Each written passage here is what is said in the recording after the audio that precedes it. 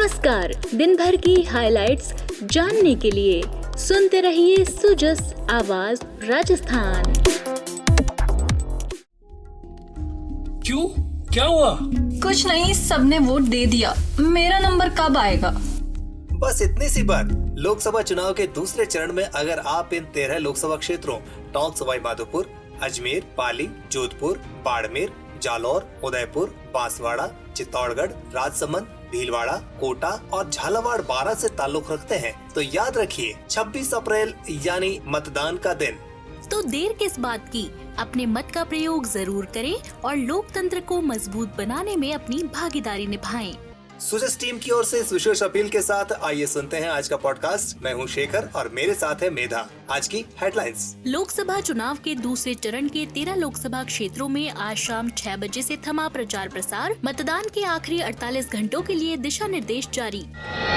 पहले चरण में 12 लोकसभा क्षेत्रों में मतदान करने में आगे रहे शहरी मतदाता। शहरी क्षेत्रों में 60.79% हुआ मतदान।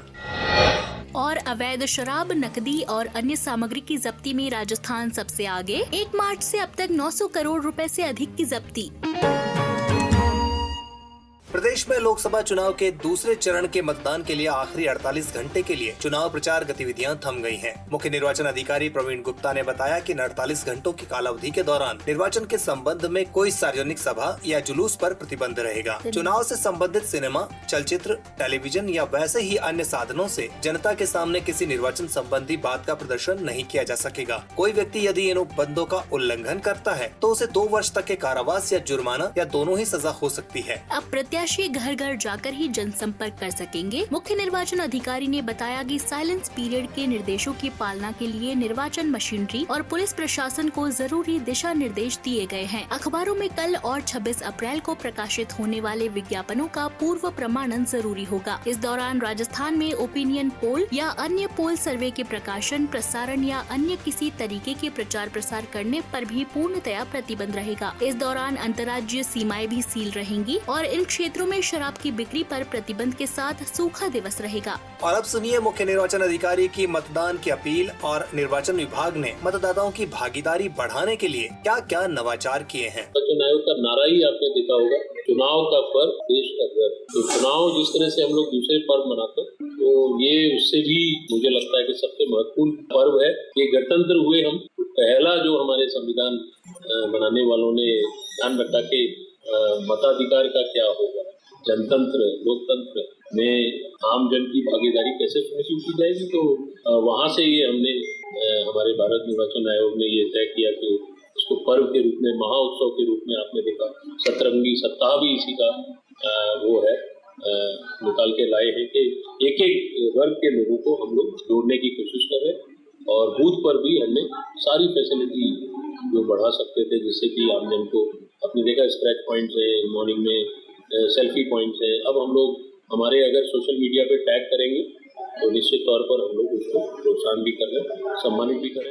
देखिए, बहुत जिस जोश से आप लोगों ने विधानसभा चुनाव 2023 में नवंबर में ही हाल में संपन्न हुए 75.42% मिशन 75 लेकर चले थे, उसमें अपनी भागीदारी निभाई एक एक नागरिक ने, एक एक वोटर ने। मैं अपील करना चाहूंगा कि उसी जोश से आप लोग लोकसभा चुनाव में भी अपनी भागीदारी निभाएं।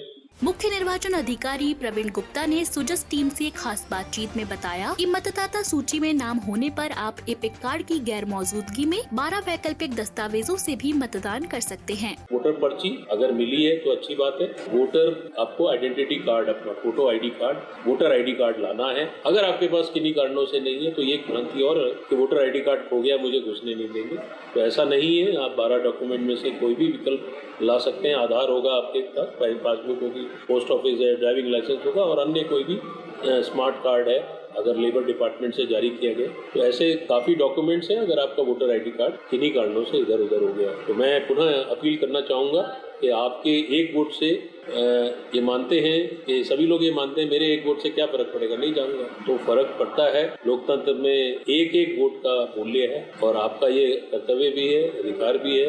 लोकतंत्र में भागीदारी, लोकतंत्र को भारत सबसे बड़ा विश्व का लोकतंत्र है, इसमें हमें सबको अपनी अपनी आहुति देनी है। आप सुन रहे हैं सुजस आवाज राजस्थान। बढ़ते हैं आगे। लोकसभा चुनाव में पहले चरण के मतदान में शहरी मतदाता आगे रहे हैं। शहरी क्षेत्रों का मतदान प्रतिशत राज्य के औसत मतदान प्रतिशत से अधिक है। प्रथम चरण में मतदान वाले 12 लोकसभा निर्वाचन क्षेत्रों में कुल 58.28% मतदान हुआ है। मुख्य निर्वाचन अधिकारी प्रवीण गुप्ता ने बताया कि शहरी क्षेत्रों में पंजीकृत 71,92,296 मतदाताओं में से 43,72,053 मतदाताओं ने मतदान किया है। ग्रामीण क्षेत्रों की बात की जाए तो 1,81,23,245 पंजीकृत मतदाताओं में से 1,02,22,046 मतदाताओं ने मतदान किया। इस प्रकार शहरी क्षेत्रों में 60.79% और ग्रामीण क्षेत्रों में 56.40% मतदाताओं ने अपने मताधिकार का प्रयोग किया है। मुख्य निर्वाचन अधिकारी ने बताया कि 8 लोकसभा क्षेत्रों में ग्रामीण के मुकाबले शहरी क्षेत्रों में मतदान का प्रतिशत अधिक रहा। इनमें बीकानेर, झुंझुनू, सीकर, जयपुर, जयपुर ग्रामीण, करौली, धौलपुर, दौसा और नागौर लोकसभा क्षेत्र शामिल हैं। जबकि 4 लोकसभा निर्वाचन क्षेत्र ऐसे हैं जिनमें शहरी के मुकाबले ग्रामीण क्षेत्रों में मतदान प्रतिशत अधिक है। इनमें गंगानगर, चूरू, अलवर और भरतपुर लोकसभा क्षेत्र शामिल हैं। श्री गुप्ता ने बताया कि शहरी क्षेत्रों में सर्वाधिक 65.57% मतदान गंगानगर और सबसे कम 52.18% मतदान भरतपुर लोकसभा क्षेत्र में हुआ। ग्रामीण क्षेत्र में सर्वाधिक 66.95% मतदान गंगानगर और सबसे कम 48.85% मतदान करौली धौलपुर लोकसभा क्षेत्र में हुआ है। आदर्श आचार संहिता के उल्लंघन पर कड़ी निगरानी रखने के लिए सी विजिल ऐप पर रिकॉर्ड समय में कार्रवाई हो रही है। मुख्य निर्वाचन अधिकारी प्रवीण गुप्ता ने बताया कि आदर्श आचार संहिता लागू होने से अब तक प्रदेश में 6,008 शिकायतें दर्ज की गई हैं। इनमें से सही पाई गई 3,267 शिकायतों का त्वरित निस्तारण कर दिया गया। मुख्य निर्वाचन अधिकारी ने यह भी बताया कि सी विजिल ऐप पर प्राप्त शिकायतों का 26 मिनट